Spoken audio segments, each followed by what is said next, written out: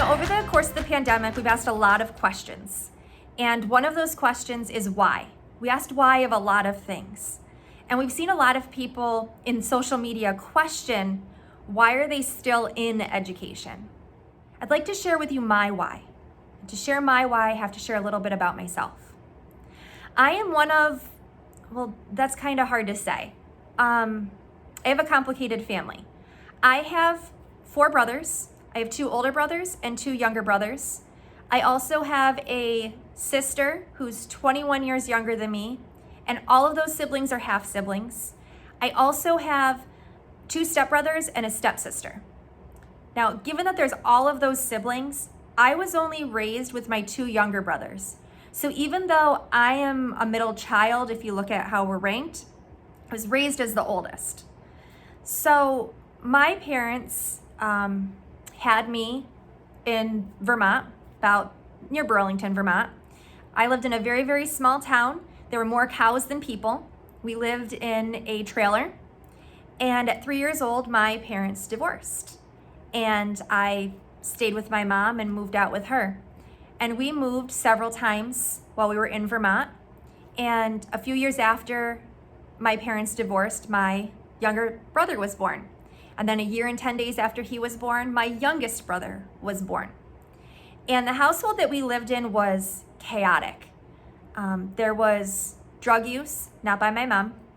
There was abuse, there was anger, there was yelling. Broken glass was a norm. The police coming was normal. And it became so regular that one night the police came and they told my mom, "We're not coming back for another domestic disturbance. You've got to figure something out." And that was the night that my mom packed my brothers and I and whatever we could fit in a minivan, and we left and we moved to New York. We moved in with my aunt and my uncle and their 2 daughters. One of their daughters at the time was a newborn. And that was very difficult to live all together like that. They did have a really nice house, and that was the first house I'd ever lived in. Before that, it was always trailers in Vermont. And living in that house, it was nice to have a nice house like that. We even had a swimming pool. That was pretty awesome. But it didn't last long. It was really stressful on my aunt and uncle. And after a couple months, my uncle said that we had to leave. So my mom packed up our belongings back into the minivan and we moved to an apartment. And we lived there for about 5 years. My mom worked as many jobs as she could to try to make ends meet, and we were on food stamps. And it was tough. Food stamps don't last very long. Like the last week of the month, there was usually just pasta in the cupboard. So my mom would make pasta with butter. We didn't have money for red sauce, so it was just noodles and butter every night for dinner. I remember my mom always ate last to make sure that we had enough to eat, and then she would eat whatever was left. And it never seemed like it was enough. She never seemed full, but that's what she had to do to make sure that we were fed. In the apartment complex that we lived in, we didn't have dumpsters that we put our garbage in. There were what we called garbage houses, which is essentially a shed with a screen door on the front. And when you took your trash out, you went to the garbage house that was closest to your apartment building, and that's where you threw it. When people moved out of their apartments, they often got rid of a lot of stuff, and it would end up in the garbage house. And I remember when people moved out, we would go running for the garbage house to try to beat the other people in the apartment complex there. So we'd go through and get anything that we needed out. I got a lot of my clothes out of those garbage houses. There were times where we got clothes from the store too, usually Ames or Kmart, and my dad would come down, or my dad would pick me up in the summertime and bring me up to Vermont for a week, and that was my vacation with him, and he would take me school clothes shopping. So I always got new clothes at the beginning of the school year, but a lot of my clothes came from the garbage. I learned how to play sick. I was chronically absent, and if my mom sent me to school, I knew how to get out of school. I could go to the nurse. I knew how to play sick well enough so that she would send me home, and I didn't go. And the days that I did go, I was quiet and shy, and I didn't say much, and I liked to sit in the back of the classroom and just be a fly on the wall.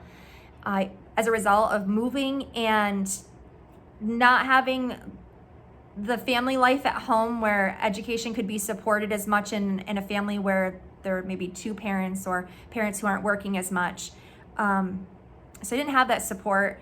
I didn't go to school very often, and I moved a lot, and I couldn't read. So by 3rd grade, I still was barely reading. I was in all the remedial classes and it just wasn't working. But I had a teacher that changed my life. Her name is Mrs. Peaster. She cared. She loved me.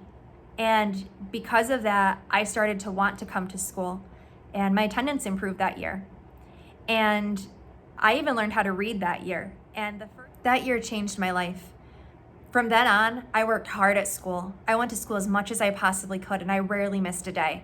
And that made a big difference. One person, one teacher who cared, changed my life forever.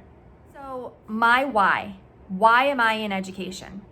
Because I can see myself in a lot of our kids. I can see those kids where they come from a chaotic home. The kids who hide bruises like I hid bruises. The kids who want to be the fly on the wall and go unnoticed. The kids who can't read yet. The kids who have food scarcity issues at home and they're too afraid to say anything because it's embarrassing. It was embarrassing to have free and reduced lunch in school districts where it wasn't that common to have free or reduced lunch. So I understand where some of our kiddos come from. They're my why. What's your why? Why did you choose education in the first place? Why do you continue to choose education every day? And why do you continue to come to school?